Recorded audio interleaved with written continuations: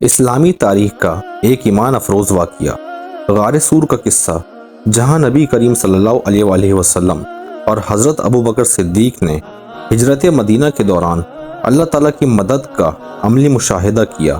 آئیے اس ایمان افروز اور روح پرور واقعے کو سنتے ہیں۔ بسم اللہ الرحمن الرحیم۔ شروع اللہ تعالیٰ کے نام سے جو بڑا مہربان اور نہایت رحم کرنے والا ہے۔ دوستوں، غار سور کا واقعہ اسلامی تاریخ کا ایک اہم اور ایمان افروز واقعہ ہے جو نبی کریم صلی اللہ علیہ وآلہ وسلم کی ہجرت مدینہ کے دوران پیش آیا۔ یہ واقعہ قربانی، صبر، توکل اور اللہ تعالیٰ کی مدد کی روشن مثال ہے۔ جب مکہ مکرمہ میں کفار قریش نے نبی کریم صلی اللہ علیہ وآلہ وسلم اور مسلمانوں پر ظلم و ستم بڑھا دیا تو اللہ تعالیٰ کے حکم سے نبی کریم صلی اللہ علیہ وآلہ وسلم نے مدینہ منورہ کی طرف ہجرت کا ارادہ فرمایا۔ کفار قریش نے نبی کریم صلی اللہ علیہ وآلہ وسلم کو قتل کرنے کا منصوبہ بنایا، لیکن اللہ تعالیٰ نے اپنے نبی کو اس سازش سے باخبر کر دیا۔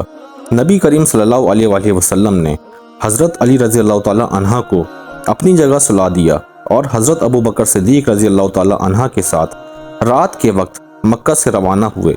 نبی کریم صلی اللہ علیہ وآلہ وسلم اور حضرت ابو بکر صدیق رضی اللہ تعالیٰ عنہ نے مکہ سے جنوب کی طرف سفر کیا، جبل سور کے غار میں پناہ لی۔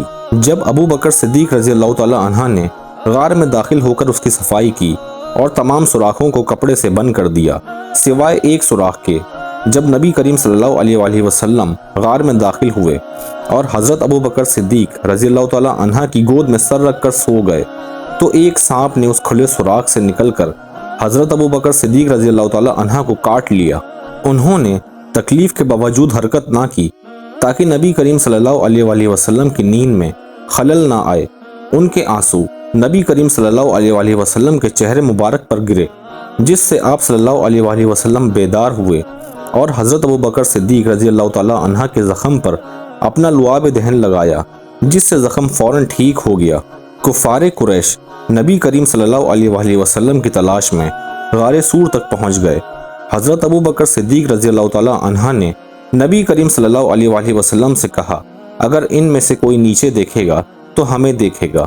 نبی کریم صلی اللہ علیہ وآلہ وسلم نے فرمایا، اے ابو بکر، تم ان دونوں کے بارے میں کیا گمان کرتے ہو جس کا تذکرہ اللہ ہے؟ اللہ تعالیٰ نے اپنی قدرت سے غار کے دہانے پر ایک مکڑی کا جالا بنوا دیا اور ایک جوڑا کبوتروں کا گھونسلہ بنا دیا۔ جب کفار قریش غار کے قریب پہنچے اور یہ مناظر دیکھے تو انہوں نے سمجھا کہ یہاں کوئی داخل نہیں ہوا ہوگا اور واپس لوٹ گئے۔ نبی کریم صلی اللہ علیہ وآلہ وسلم اور حضرت ابو بکر صدیق رضی اللہ تعالیٰ عنہ نے غار سور میں 3 دن قیام فرمایا۔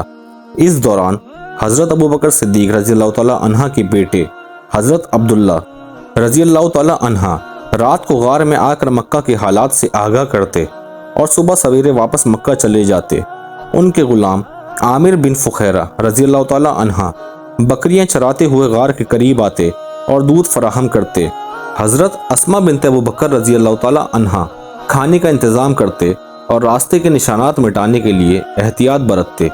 غار سور کا واقعہ ہمیں یہ سکھاتا ہے کہ جب انسان اللہ تعالیٰ پر مکمل بھروسہ کرتا ہے اور صبر و استقامت کا مظاہرہ کرتا ہے تو اللہ تعالیٰ اپنی مدد سے نوازتا ہے۔ یہ واقعہ ہمیں توکل، قربانی اور اللہ تعالیٰ کی قدرت پر ایمان کی تعلیم دیتا ہے۔ امید ہے آپ کو ہماری آج کی ویڈیو پسند آئی ہوگی۔ ویڈیو اچھی لگی ہو تو ویڈیو کو لائک کریں اور اپنی رائے کا اظہار کامنٹ سیکشن میں کریں، اور آپ سب سے دوبارہ سے ریکویسٹ ہے کہ ہمارے چینل کو سبسکرائب کریں اور ساتھ ہی لگے بیل آئیکن کو بھی پریس کریں تاکہ آپ کو ہماری ہر ویڈیو کی نوٹیفیکیشن مل سکے۔